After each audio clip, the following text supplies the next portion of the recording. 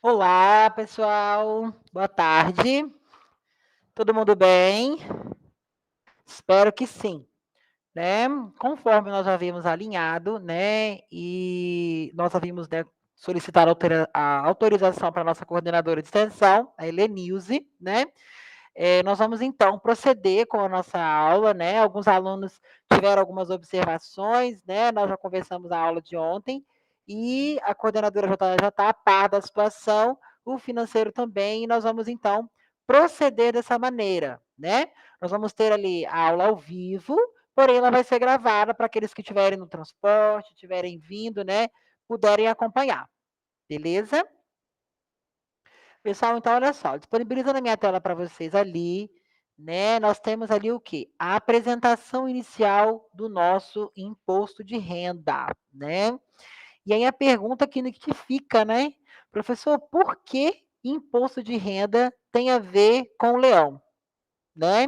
Olha que bacana, a história do leão, ela nos remonta ao início, né, da economia brasileira, né, lá quando veio com Dom João, quando fundou o Banco do Brasil na cidade do Rio de Janeiro. Por quê?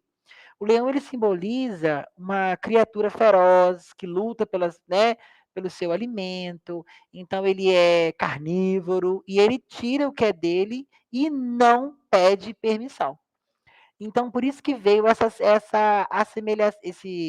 forma de assemelhar o leão com o imposto de renda, porque o governo ele faz essa sátira, ele tira o que é dele sem pedir permissão, né. Vocês vão ver ao longo do curso que o leão, né, quando ele desconta o imposto de renda de você, você não tem escolha, né. Ele já vem ali no seu contra-cheque, faz o descarte e você não tem o que fazer, já é descontado automaticamente, tá?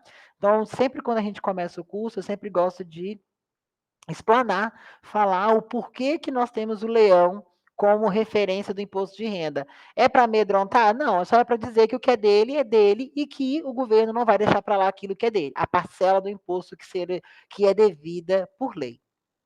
E para esse ano de 2022, nós temos algumas alterações, né?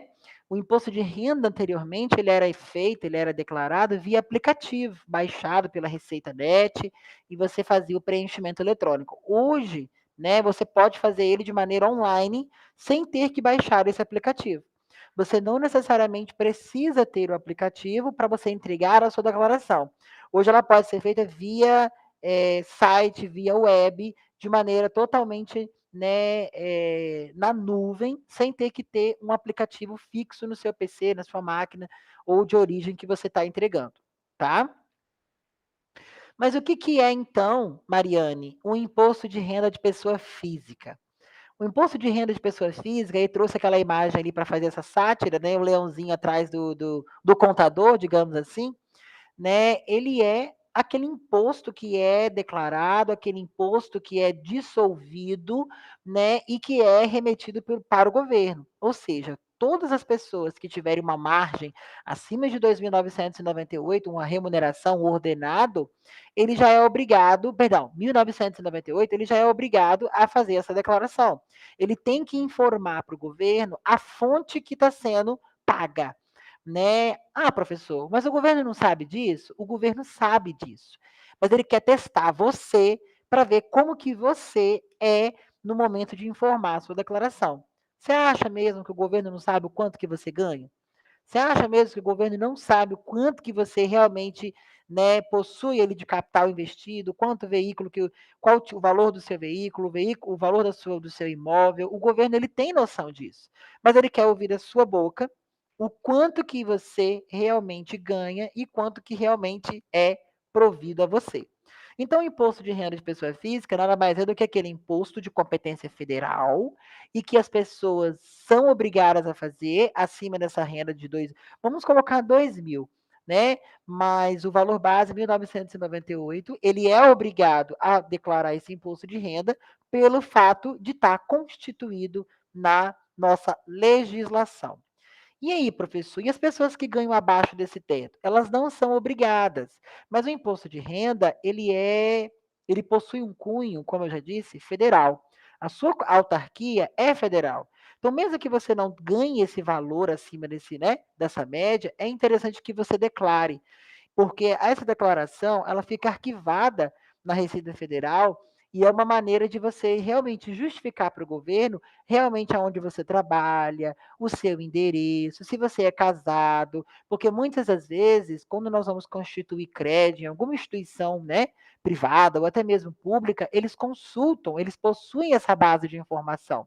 E quando você entrega essa declaração, o banco, ou a financeira, ou até mesmo a entidade lá que você está procurando auxílio, ela entende que você é uma pessoa que realmente cumpre com seus deveres e te dá uma nota A, viabilizando, partindo do contexto que você está entregando mesmo sem ser obrigado. Então fica a dica aí para vocês e para os seus clientes também. O nosso imposto de renda, ele foi constituído a partir da Lei 4.625, de 31 de dezembro de 1922. E aí o pessoal fica assim, uau, 1922? Exatamente. E quem foi a autarquia que titulou, que programou, que especificou essa intitulação desse imposto foi a Receita Geral da República dos Estados Unidos do Brasil. Ué, professor, o Brasil já foi Estados Unidos? Sim. Em um período da história da nossa economia, o Brasil já teve esse nome, sim, até passar pelas reformas e ter a sua, né, o seu nome, né, federal modificado como República Federativa do Brasil.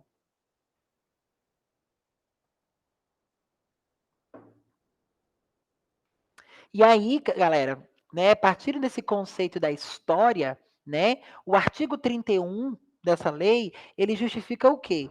Que fica instituído um imposto geral sobre a renda, que será devidamente, né, ou seja, tem que ser recolhido e informado anualmente por toda pessoa física que possua um valor, né, especulado ou informado acima do teto em que foi intitulado naquele ano vigente. Então, ou seja, você não tem escolha, né? Nós não temos escolha, nós precisamos exatamente contribuir com aquilo que realmente o governo solicita, aquilo que está intitulado na lei. E por que, que eu preciso saber dessas leis? Porque isso te dá profundidade para você falar sobre esse assunto.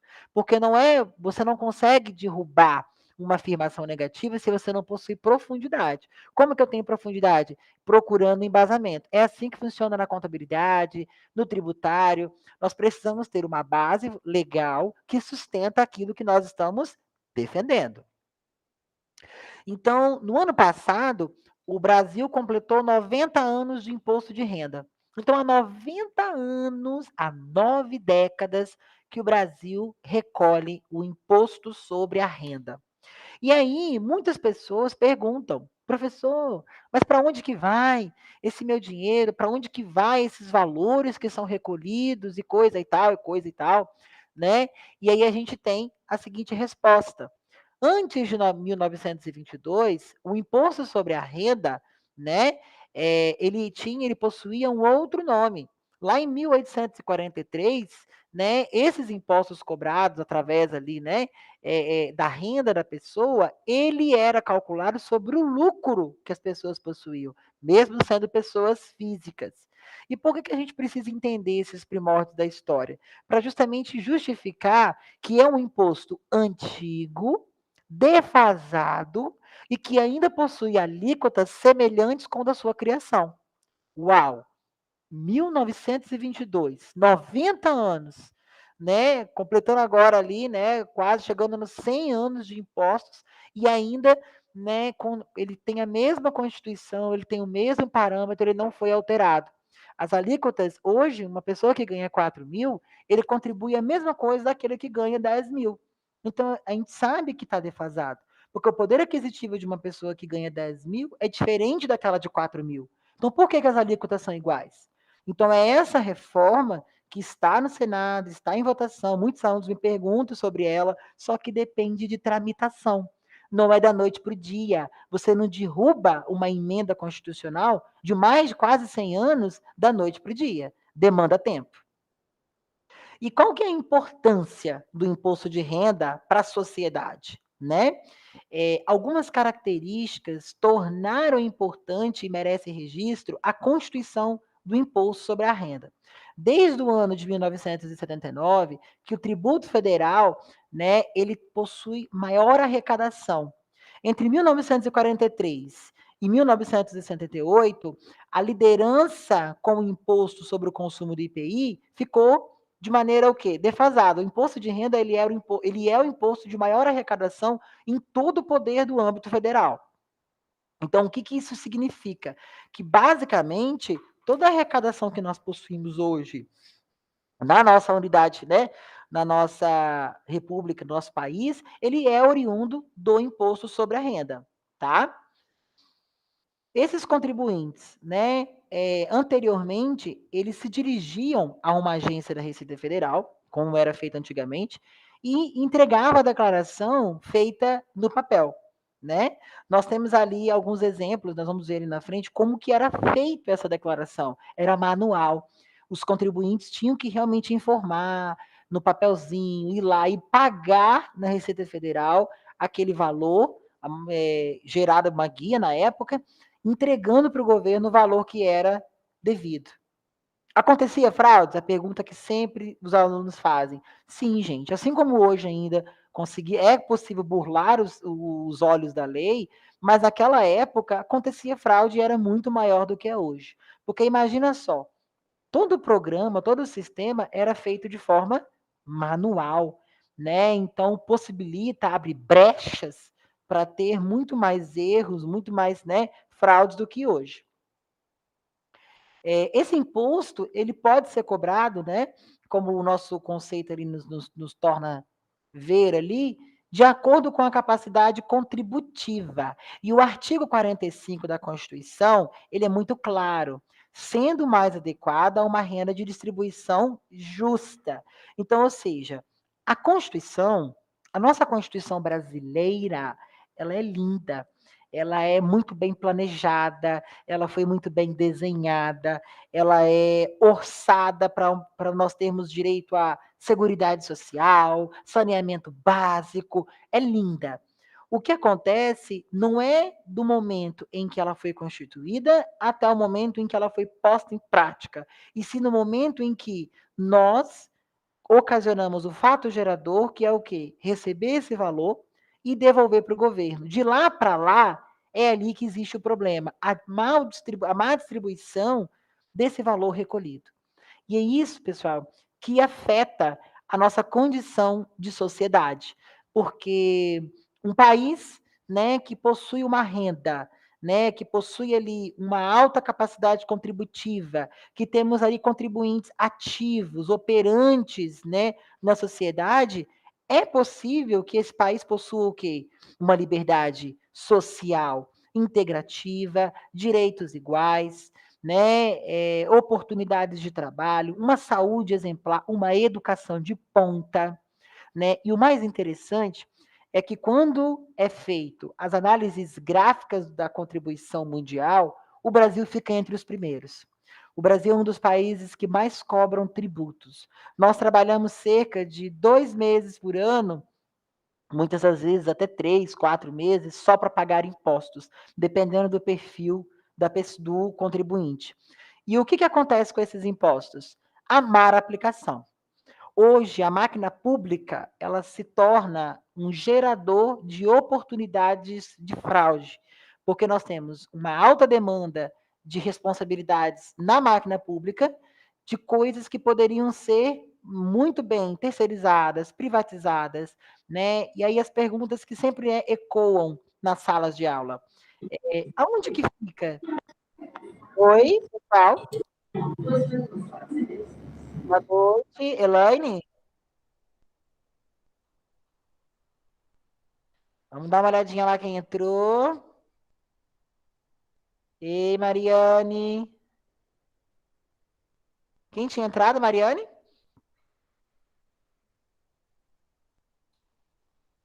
Mariane?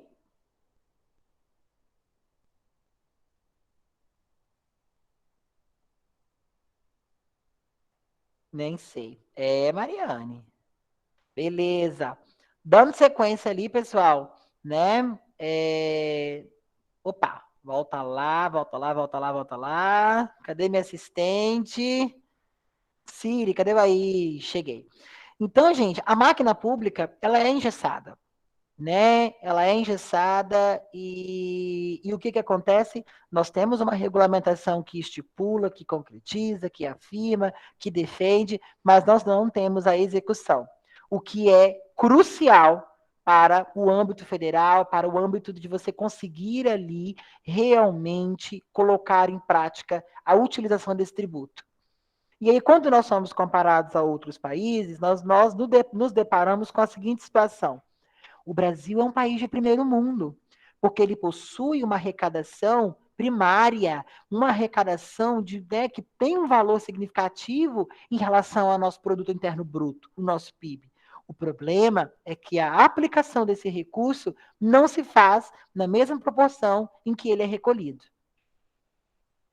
Como o imposto de renda, Mariana Mello, nossa aluna, né, em primeiro lugar, tornou-se o número 1 em arrecadação. Como que o imposto de renda se tornou o principal, né, imposto a ser arrecadado no Brasil? Alguém tem alguma sugestão?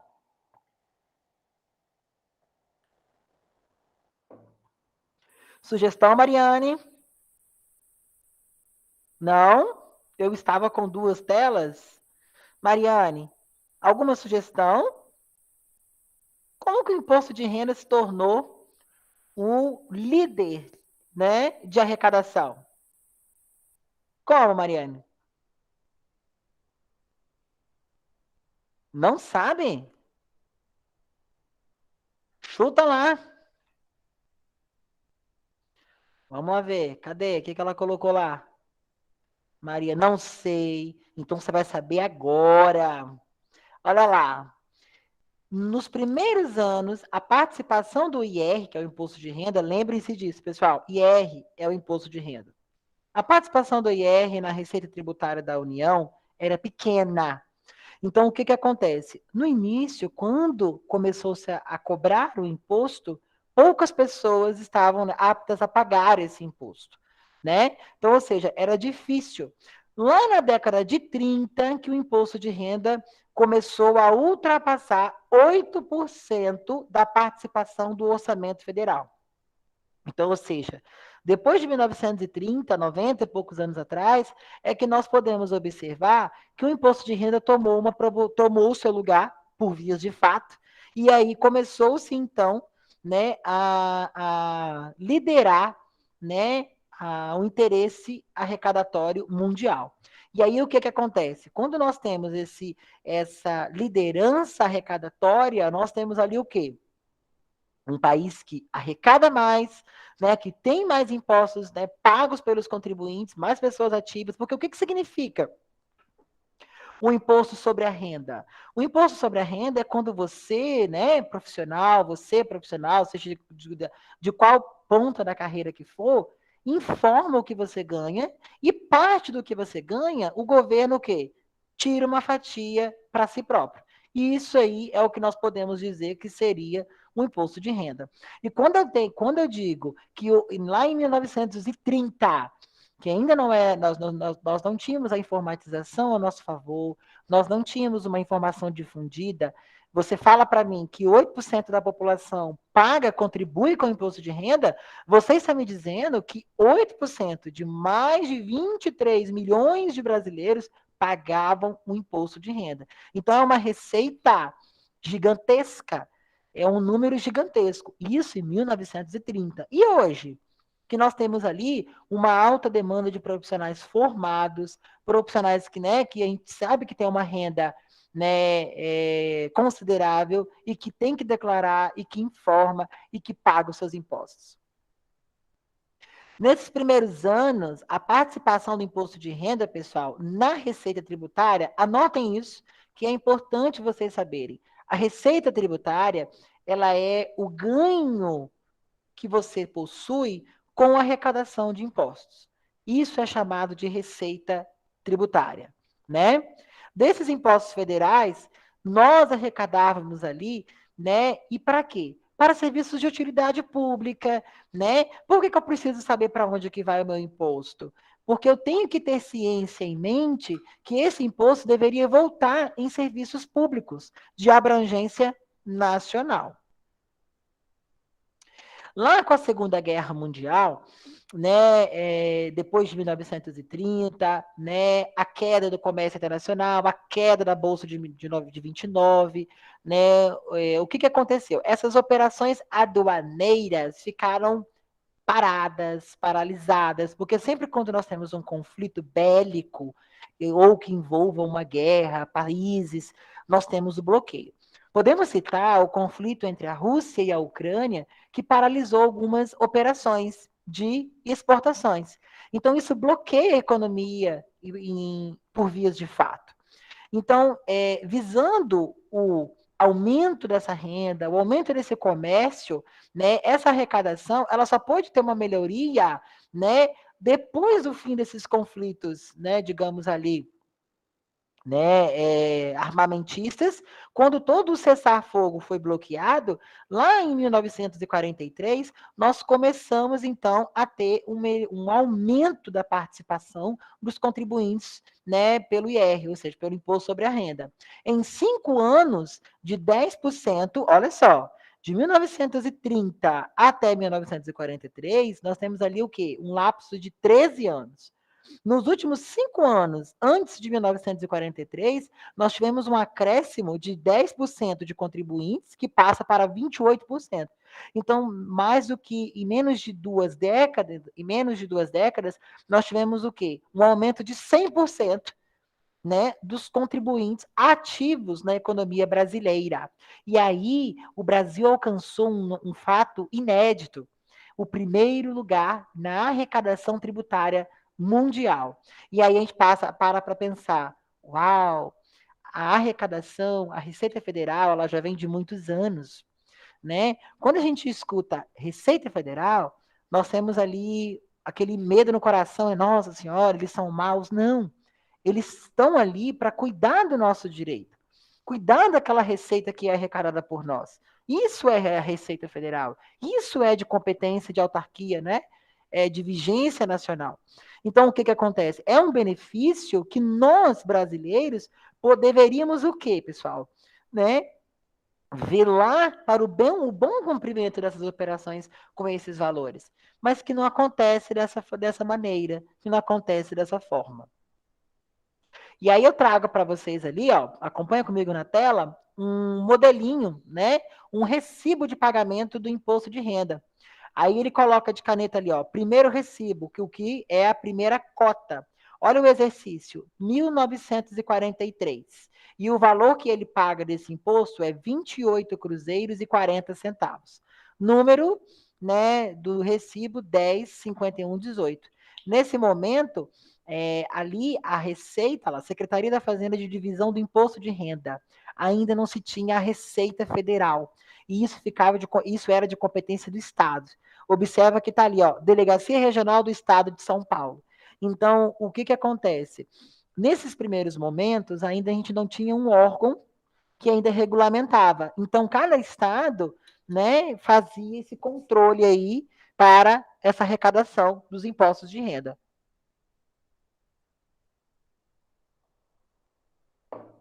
E aí, galera, ainda dentro desse contexto, nós temos a DIRF, né? Falamos da história, da Constituição, das leis, né, que embasaram lá de 22 a Constituição do Imposto de Renda, mas quando eu disse para vocês que o governo já sabia o que você vai colocar, já sabe o que você vai informar na declaração de imposto de renda, eu não estou mentindo, não. O governo, ele já sabe sim. E olha como ele sabe. A declaração do imposto de renda retido na fonte, ela é o quê? Ela é enviada previamente, geralmente em janeiro ou fevereiro, pelas instituições responsáveis pelo pagamento para você, a fonte. Então, o que o governo faz, galera? Ele cruza as informações que a sua fonte pagadora faz, declara, com aquelas que você propriamente dito, informou. E verifica se existe uma discrepância. Se existe uma discrepância, o que vai acontecer? Você vai passar, né, pelo crivo da Receita Federal e vai cair na famosa malha fina. Alguém sabe me dizer o que seria malha fina? Mariana, alguém tem noção do que seria a malha fina? A malha fina é o processo que nós passamos quando a Receita Federal encontra alguma divergência na nossa declaração do imposto de renda. Isso é a malha fina, né? Assustador, né, pessoal? E a DIRF, como o próprio nome diz, ela é a declaração do imposto de renda, né? Voltando ali, ó, ela é a declaração do imposto de renda retido na fonte, por isso que recebe o nome de DIRF. Para quê? Para que os contribuintes não corram o risco de informar alguma coisa errada e o governo não ter ali a segurança de identificar. Por isso que ela é feita antes do imposto de renda. E ela é uma obrigação acessória do governo, porque o imposto de renda, ele é obrigatório, mas a DIF, ela é acessória, ela vem para cumprir a legislação e para comprovar se tudo que você realmente informou está correto.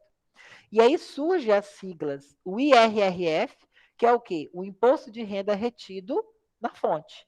Esse imposto de renda retido na fonte, eu acho interessante vocês anotarem isso, ele é aquele imposto, pessoal, que nós retemos na fonte, que as empresas retêm na fonte, que as empresas colocam ele e já informam para o governo que aquele valor ficou retido e que você vai ter que fazer a declaração e informar que ele está retido em uma fonte pagadora.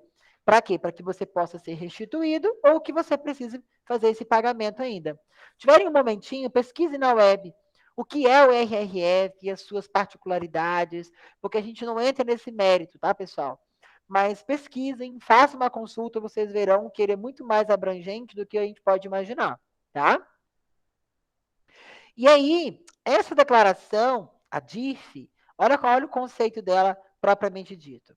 Ela tem como objetivo informar corretamente a Receita Federal os rendimentos pagos por pessoas físicas, jurídicas, o montante dos impostos e contribuições retidas. Então, a DIRF, ela vem para informar para o governo quais são os impostos que são retidos. Porque aí eu sei eu tenho um contingente que é do Estado. Aquilo que é do Estado, eu tenho o dever de informar para o Estado em consonância com o meu contribuinte e devolver aquilo que não é do Estado. Por isso que a declaração do imposto de renda, ela é fundamental.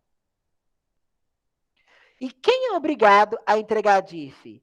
A DIRF, ela é uma obrigação obrigatória, óbvio, né? Para as pessoas jurídicas, físicas, que efetuarem a retenção na fonte. Então, toda empresa que reter o imposto de renda na fonte, ela é obrigatória, é obrigatório que ela envie essa DIRF. E tem que ser antes do imposto de renda. Por quê?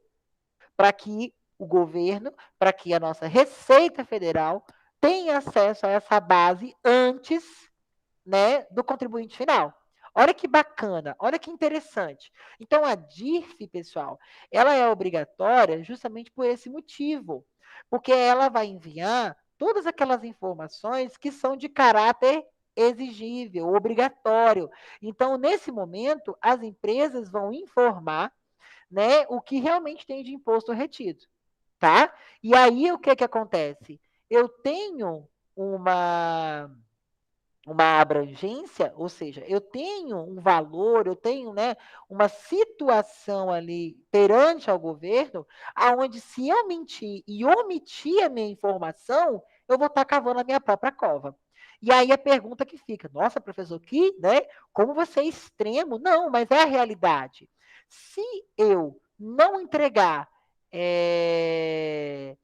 essa situação, se eu não entregar essa informação, como que a Receita, o governo, vai ter certeza que realmente existe algum imposto retido, né, em meu CPF, ou seja, eu como contribuinte final?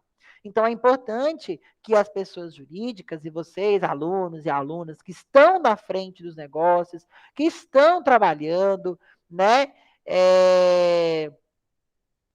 tenham esse conhecimento que a DIRF ela é uma declaração obrigatória pelas pessoas físicas ou jurídicas que tenham funcionários e que possuam um imposto de renda retido na fonte.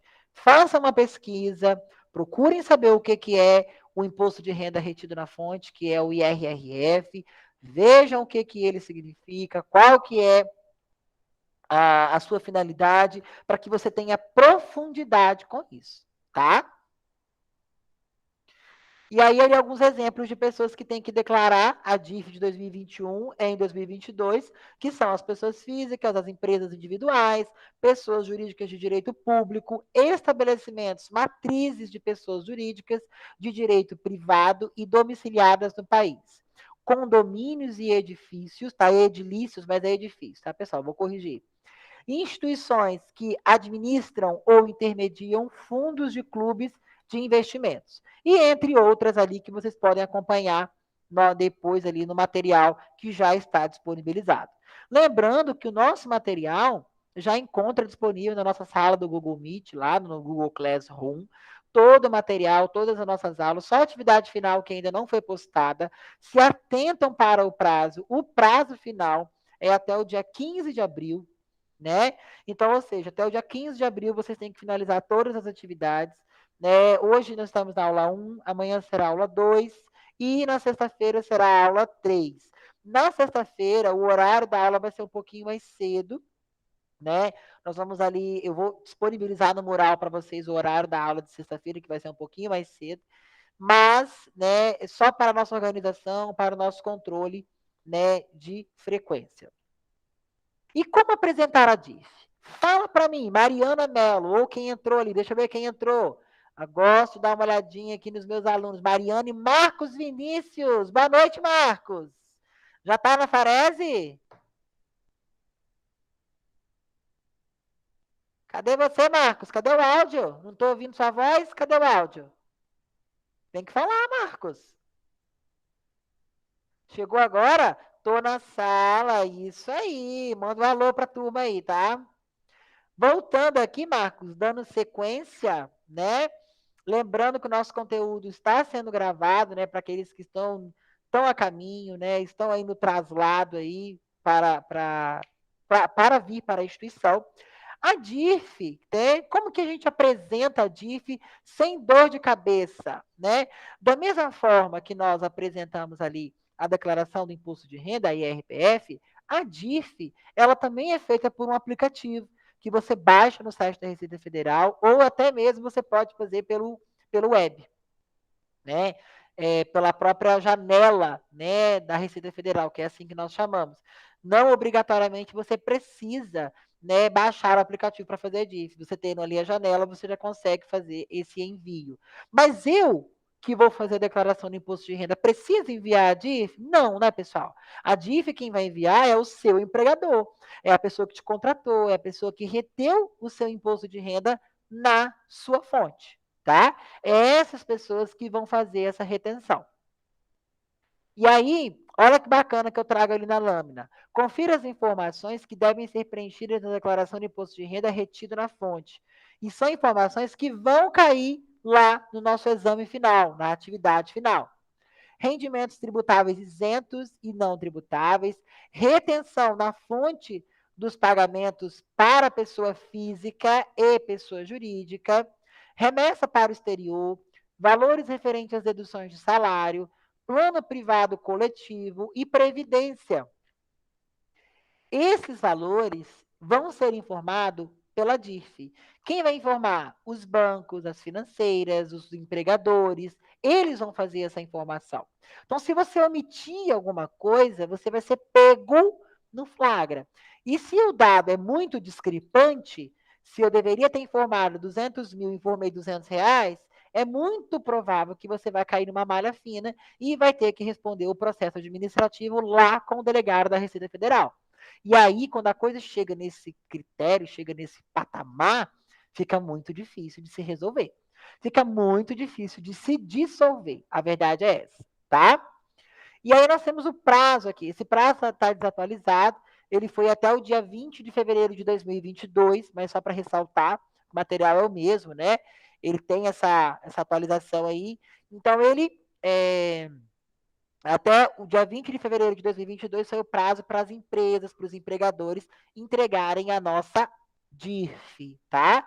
Foi nesse prazo, foi esse prazo que constitui ali, né, as empresas, os empregadores, os bancos, as financeiras, né, as empresas de investimento, porque muitos alunos me perguntam, professor, mas as empresas de investimento, eu faço investimento, eles falam, né, pergunta muito comum, essas empresas que eu estou investindo na bolsa em ações, eu preciso declarar imposto de renda? Sim. Se você fez alguma operação na Bolsa de Valores, de qualquer valor, de qualquer natureza, você é obrigado a declarar o imposto de renda. Você é obrigado. Não tem como fugir disso, tá? Pessoal, e aí agora a gente chega na hora do leão, tá?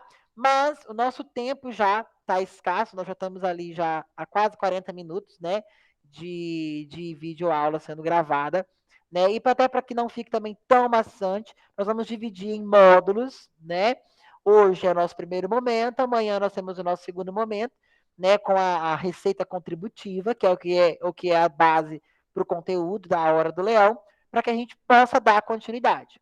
Espero que tenha ficado de uma maneira simples o conceito, a história, né? Para quem não conseguiu assistir nesse horário, assista, né, quando possível, justamente porque vai cair no nosso exame final, né, a nossa atividade final, e qualquer coisa estarei à disposição. Uma boa aula para todos agora às 19 horas, né, e até o nosso próximo encontro amanhã aqui às 18 horas. Tchau, tchau, pessoal, até mais.